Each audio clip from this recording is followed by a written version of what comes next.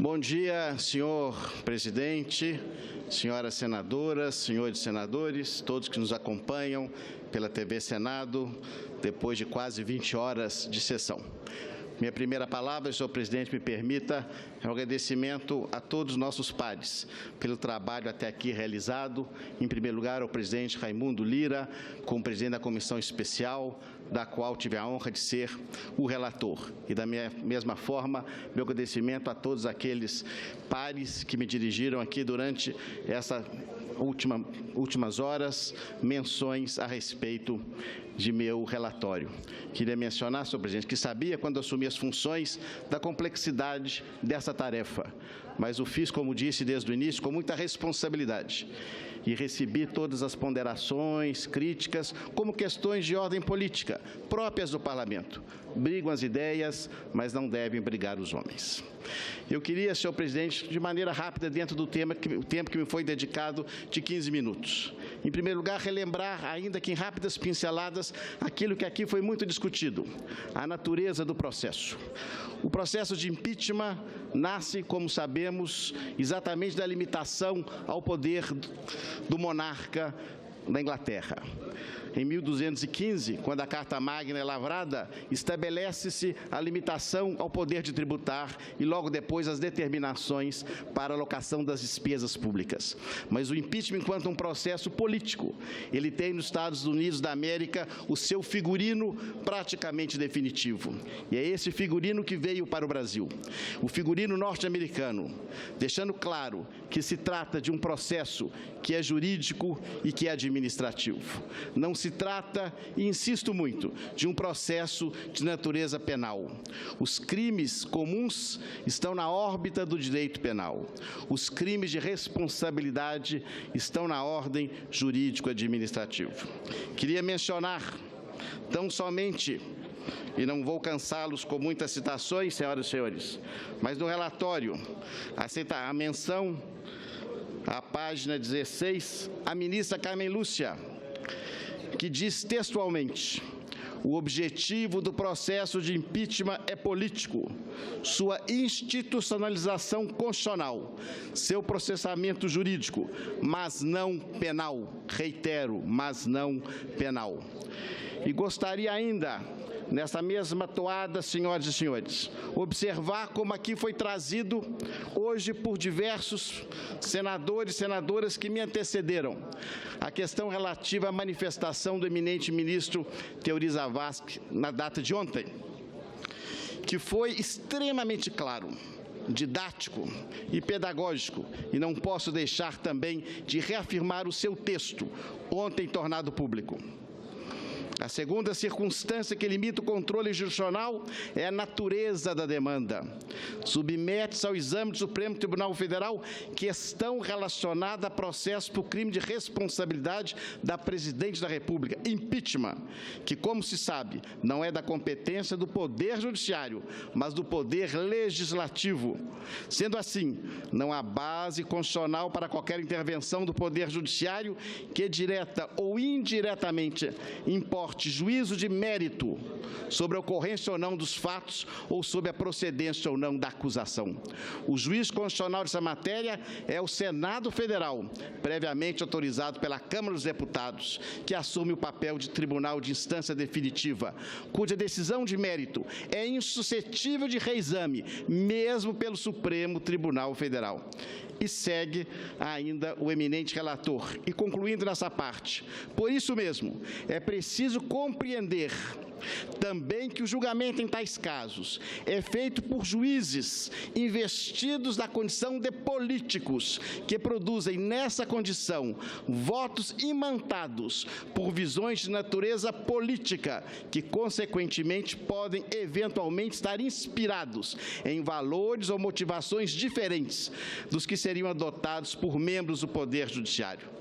É muito clara, translúcida e cristalina essa decisão do eminente ministro Teori.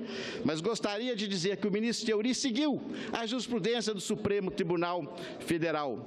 Em 2011, o atual presidente, ministro Lewandowski, exara um voto que tem exatamente, num dos trechos, sobre um processo de impeachment, a seguinte passagem: questões referentes à conveniência ou ao mérito dessas denúncias, na esteira dos pronunciamentos deste tribunal, não competem ao Poder Judiciário, sob pena de substituir-se ao Legislativo na análise eminentemente política que envolvem essas controvérsias. É remansosa, portanto, senhoras e senhores, a jurisprudência do pretório excelso sobre a natureza jurídico-política do impeachment, que nós estaremos, caso haja aprovação agora no início da manhã da admissibilidade, a processar a partir dessa data em relação a crime de responsabilidade eventualmente cometido pela senhora Presidente da República. E aí se indaga o crime de responsabilidade. O que são exatamente? Os crimes estão arrolados, senhoras e senhores, na Lei 1079 de 1950, que regulamentou a Constituição de 1946 e veio sido recebido e detalhado, inclusive no rito explícito pelo Supremo Tribunal Federal no julgamento do final do ano passado. E são várias as etapas, e o rito do Supremo modificou o conteúdo dessas etapas e nós temos seguido exatamente esse procedimento. A primeira, o juízo político da admissibilidade pela Câmara, já ocorrido. Agora, no Senado, temos praticamente, senhor presidente, 4 fases. Essa fase de admissibilidade, que quase que se repete o que houve na Câmara. A fase probatória, caso haja aprovação nessa data, se inaugura a partir de amanhã com a produção de provas a critério da acusação e da defesa, depoimentos, perícias, testemunhas, documentos. Depois a pronúncia, se entenderá se houve ou não o crime de responsabilidade. E, enfim, o julgamento em sessão pública nesse Senado. Nesse momento, como vários e vários que me antecederam disseram aqui de maneira muito clara, discute-se somente os aspectos formais. Estão presentes os pressupostos processuais, a ausência ou não da inépcia, a justa causa? E durante todo o meu relatório e nos debates que tivemos, nós deixamos claro, a meu juízo, a presença clara de todos esses elementos. Justa causa, disse e repito, é a existência plausível de elementos típicos objetivos nos fatos narrados e de elementos indicativos de autoria e materialidade, aferida a partir de uma cognição sumária, não probatória, porque ainda não é fase de provas. E quais são os fatos? Nos limitamos a 2 grupos de fatos, e eu insisti muito nisso. Os créditos suplementares, o artigo 4º da Lei Orçamentária, e as operações de créditos ilegais com banco oficial. Indaga-se a autoria e materialidade. Em relação aos créditos, insisto e insisti muito. No teor do artigo 4º da Lei Orçamentária, fica autorizada a abertura de créditos, desde que as alterações promovidas sejam compatíveis com a obtenção da meta. Abrir o crédito não é crime. A autorização legislativa ampara a abertura. O que não se permite é que essa abertura não se coadune com a evolução, com a compatibilidade com a obtenção da meta. E isso, objetivamente, não ocorreu e é bom que se reafirme de maneira muito clara. No caso específico das operações de crédito, vou voltar a mencionar uma exposição de motivos que se refere à medida provisória que foi encaminhada ao Congresso Nacional ao final de dezembro de 15, na qual o ministro da Fazenda, Nelson Barbosa, diz que a relevância e urgência dessa medida, que aloca recursos para o pagamento das chamadas pedaladas ou bancos oficiais, decorre de determinações presentes nos acordos do Tribunal de Contas de 15 de abril e 29 de abril de 2015, o que demonstra o pleno conhecimento desses fatos desde meados daquele ano. Temos, portanto, de maneira muito clara, indícios suficientes para a abertura do processo. Mas, seguindo ainda mais, coloquei no nosso relatório, senhor presidente, as páginas 72, um discurso da senhora Presidente da República,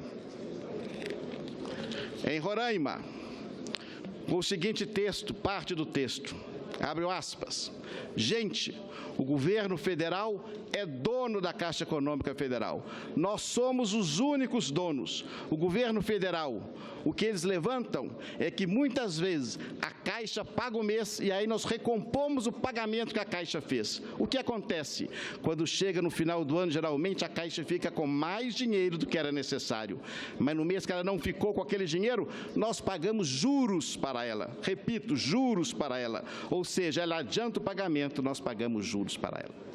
O artigo 36 da Lei de Responsabilidade Fiscal veda, de maneira explícita, a operação de crédito com um conceito amplo, exatamente entre a entidade que controla o banco oficial e esse mesmo banco oficial. E o artigo 73 dessa lei comina que as infrações dessa lei incidem também como crime de responsabilidade. E aí é a Lei 10.028 que arrola novos itens no artigo 10. Inclusive, está lá no artigo 10 também o item 7, que diz de modo muito claro, e aqui é bom lembrar, e abro um parênteses para dizer que não é o momento ainda de tratar da tipologia do crime de responsabilidade, mas sim dos fatos, já que essa tipologia será objeto da próxima fase.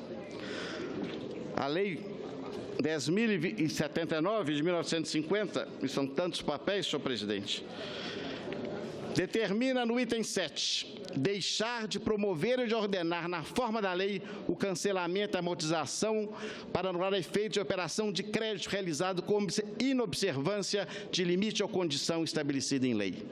E ainda para crescer, e não haverá tempo para uma discussão maior, questão da recepção ou não do artigo 11, é bom lembrar que o artigo 85 de nossa Constituição, quando elenca o inciso 6 coloca a lei orçamentária no mesmo pé de igualdade de questões fundamentais, como a questão dos poderes e a defesa nacional. Desrespeitar o orçamento é muito grave, é muito grave. E coloca-se lá também no inciso 7 uma nova redação. Desrespeitar as decisões judiciais e as leis. Essa expressão "e as leis" foi introduzida pela Constituição de 67 e, evidentemente, ampara de maneira muito clara o artigo 11 e seus desdobramentos. Isso será debatido mais avante. Queria ainda explicitar, eminente presidente, senhoras senadoras, senhores senadores, que se discute muito aqui também que seria, entre aspas, uma grave penalidade, já que ainda não há condenação e é verdade. Ainda não se discute a ocorrência ou não do crime de modo definitivo e é verdade. O afastamento provisório da senhora presidente por até 180 dias da presidência. Esse afastamento não decorre da vontade do Senado, da comissão ou do relatório, não. Esse afastamento decorre expressamente do artigo 86 da nossa Constituição, exatamente com o propósito de, no processo e no andamento da investigação que se desdobrará do próprio processo, se permitir que não haja interferências e intervenções. Portanto, é um comando que está oriundo do Constituinte originário de 1988. Senhor presidente, eu gostaria, ao concluir, em primeiro lugar, de louvar a presença do ministro José Eduardo Cardoso, advogado-geral da União, e que durante todo esse processo, até esse momento, tem havido, com grande galhardia, com denodo e com dedicação, com o profissionalismo que lhe é característico e com sua sabedoria. Quero saudá-lo e reconhecer o papel da defesa, que é importantíssimo. É natural que a defesa pretenda sempre desconstituir todas as teses que não estejam de acordo e de agrado com a sua posição. Isso é natural no processo, nos processos judiciais, especialmente naqueles que têm esse contraditório. E na conclusão que falo aqui, senhoras senadoras e senhores senadores, com serena convicção e com absoluta tranquilidade, reafirmo os termos de meu relatório e do parecer que foi aprovado pela comissão. Me parecem que estão presentes, de maneira cristalina, os elementos necessários, os indícios suficientes, não para a condenação, que não ainda nos cogita disso, mas para abrirmos o processo. E aí sim, ao longo dos próximos meses, possamos discutir com calma, com base nas provas, a ocorrência ou não dos crimes de responsabilidade. Portanto, senhor presidente, é essa a posição que mais uma vez exposo. Muito obrigado.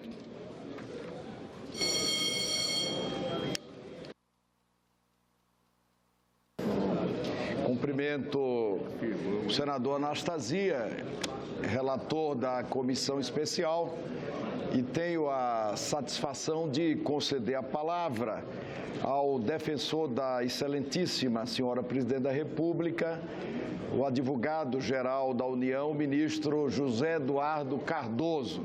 Obrigado, presidente. O grande ministro nós já conhecíamos, mas esse processo, e é uma coisa boa desse processo, revelou um grande advogado ao Brasil. Com a palavra, Vossa Excelência. Senhor presidente, senhor relator, senhores senadores, senhoras senadoras.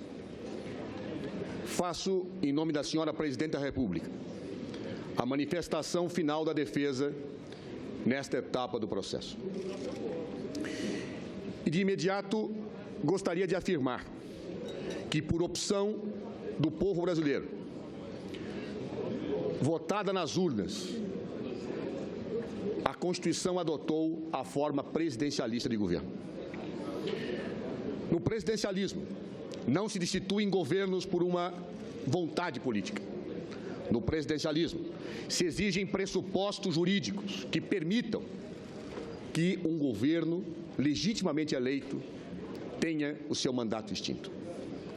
Esses pressupostos jurídicos são chamados no artigo 85 da Constituição Federal de crimes de responsabilidade.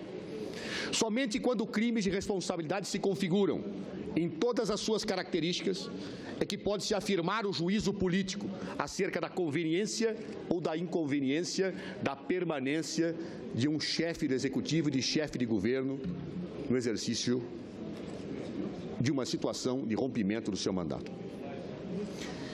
Quais são os pressupostos necessários para que exista uma interrupção de mandato no nosso país de chefe de executivo? O artigo 85 é claríssimo. Existe um ato atentatório à Constituição, um ato, portanto, ilegal, um ato, portanto, gravíssimo, um ato, portanto, doloso, caracterizado pela má-fé do presidente da República. A defesa da senhora presidenta Dilma Rousseff afirma: não existem crimes de responsabilidade caracterizados nesse processo. Com a devida vênia, a simples leitura do relatório do querido amigo e professor Anastasia mostra que os fatos foram encaixados não para se chegar a um resultado legítimo, mas os fatos foram encaixados para se justificar uma vontade política de que a senhora Presidente da República fosse afastada, mesmo não tendo praticado qualquer ilícito. Quais são as duas acusações, senhores senadores e senhoras senadoras, que são voltadas contra a senhora Presidente da República? A primeira acusação é aquela da prática de decretos de abertura de crédito suplementar. Afirma-se que não havia base legal para créditos dessa natureza serem abertos. De que se tratam, ou de que tratam, perdão, esses decretos? Tratam de verbas para a Polícia Federal, tratam de verbas para o Poder Judiciário, tratam de verbas para o MEC, dentre outras. Não foram decretos que visavam passar verbas para um uso indevido, não. Era um ato normal de gestão da administração. Mas a acusação, portanto, qual é? Que não havia base legal. Mas há. O artigo 4º da Lei Orçamentária de 2015 é expresso. Esses decretos podem ser baixados, desde que exista compatibilidade com as metas fiscais. E havia essa compatibilidade, sim, porque decretos não implicam em gastos quando se referem à abertura de créditos suplementares. Decretos apenas mexem no orçamento. Mas mexer no orçamento não permite mais gastos, não se houver um decreto de contingenciamento. E assim foi feito. Justamente para que houvesse a compatibilidade prevista no artigo 4º da Lei Orçamentária. Mexeu-se no orçamento, mas se contingenciou, apenas para permitir uma boa alocação das verbas. Eu desafio qualquer um dos senhores e das senhoras a ler o relatório do senador Anastasia e ver onde está demonstrada a relação de causa e efeito entre decreto e rompimento de meta fiscal. Não há, porque a meta fiscal poderia não ter sido atingida. Por quê? Porque caiu a receita. E não porque os decretos foram baixados. Isso está provado pela defesa, por relatórios de auditorias, por relatórios independentes. Foi a queda da receita que sinalizou que a meta não poderia ser atendida. Nada a ver com os decretos, porque aquilo que foi remanejado pelo decreto se seguiu de um decreto de remanejamento. Não houve, portanto, ilícito. E mesmo que a meta fiscal tivesse sido ferida, portanto, não teria sido pelos decretos. Mas a meta fiscal não foi ferida. O Congresso Nacional, com a maioria dos votos dos senhores, alterou a meta fiscal, como todos os governos fazem. Alterou a meta fiscal. E no momento em que a Lei de Responsabilidade Fiscal dizia: esta meta terá agora que ser verificada, a meta havia sido alterada por decisão de Vossas Excelências. Ah, mas a lei obriga relatórios, a lei obriga situações de análise periódica, e na análise periódica se mostrava que a meta não estava sendo cumprida. Senhores, meta se relaciona com prazo. Meta não se faz dia a dia, meta se faz daquilo que a lei estabelece. E no momento em que a lei tinha que ser analisada nas metas, as metas foram cumpridas. As metas foram cumpridas. Será que se eu me programo a construir uma casa pelo prazo de 1 ano, se eu não colocar um tijolo por dia, eu firo a meta? Não. É ao final do período que eu estabeleci para construir a casa que eu vou verificar se a casa foi construída ou não. Isso é de uma obviedade cristalina, isso é de uma evidência solar. Mas aí pergunto, onde está o dolo da senhora Presidente da República? Onde está o dolo? Onde está a má-fé? Todos os governos anteriores faziam o mesmo. O governo Fernando Henrique Cardoso baixou 101 decretos e o Tribunal de Contas da União, apesar do governo Fernando Henrique ter alterado as metas, disse, vamos melhorar o planejamento. Isto, contas não foram rejeitadas, os decretos eram aceitos. Onde está a má-fé da senhora Presidente da República? Se todos esses decretos foram baseados em pareceres, inclusive da AGU, que diziam que eram legais. Onde está a má-fé da Presidente? Se esses pedidos para esses decretos foram feitos por órgãos, inclusive do Poder Judiciário. O Conselho Nacional de Justiça pediu o decreto. Fraudou a lei o Conselho Nacional de Justiça? Fraudou a lei o ministro do Supremo Tribunal Federal que integra aquele órgão e do STJ? Houve fraude à lei de todos. Bem, pune-se a Presidente da República por uma fraude que não existe. E as chamadas pedaladas fiscais? No que consiste? Num atraso de pagamento ao Banco do Brasil. E aí se vê, não, na verdade não foi um simples atraso, na verdade foi uma operação de crédito, porque quando alguém atrasa um pagamento, implica em empréstimo. Atrasar pagamento é empréstimo. De onde se tira isso? Não é da lei de responsabilidade fiscal que se alega teria sido vedada, ou teria vedado esse tipo de operação. Não, porque lá diz que a operação de crédito é proibida. E aí, para se justificar a situação, se diz, não, por favor, não, é que o conceito de operação de crédito, a lei de responsabilidade fiscal, é diferente do conceito de operação de crédito das outras leis. E por que a lei, então, não disse isso? E por que, então, não se dizia isso antes? Note, senhores, tanto no caso dos decretos, como no caso das pedaladas, nos dois casos, o Tribunal de Contas da União admitia aquilo, mudou de opinião, e no momento em que ele muda de opinião, o governo seguiu a lei ditada na orientação do tribunal. Não foram praticados atos depois que o Tribunal de Contas mudou de opinião. Não foram editados novos decretos. Não houve pedaladas. Ou seja, se pune, ou se quer punir uma Presidente da República legitimamente eleita por algo que ela fez, que outros governos fizeram, que era tido como legítimo pelo tribunal, e que depois, então, retroativamente se quer penalizá-la. Punição retroativa. Só na Idade Média acontecia isto. Muda-se a lei e pune-se o passado depois da mudança da lei, antes da mudança da lei. Como é possível isso, senhores parlamentares? Só uma explicação para isto é dada. Se quer construir teses, se quer amoldar conceitos, se quer construir uma fantasia retórica para afastar uma Presidente da República legitimamente eleita, por mera vontade política, por ela não ter a maioria do parlamento, por estarmos numa crise. O que estamos construindo no nosso Brasil? Quem terá condições de governar daqui para frente? Se pretextos podem ser utilizados para afastar um Presidente da República legitimamente eleito. Ouvi, senador Lindbergh, outro dia, de uma autoridade internacional. Me disse, a se consumar um impeachment com essas acusações, o Brasil terá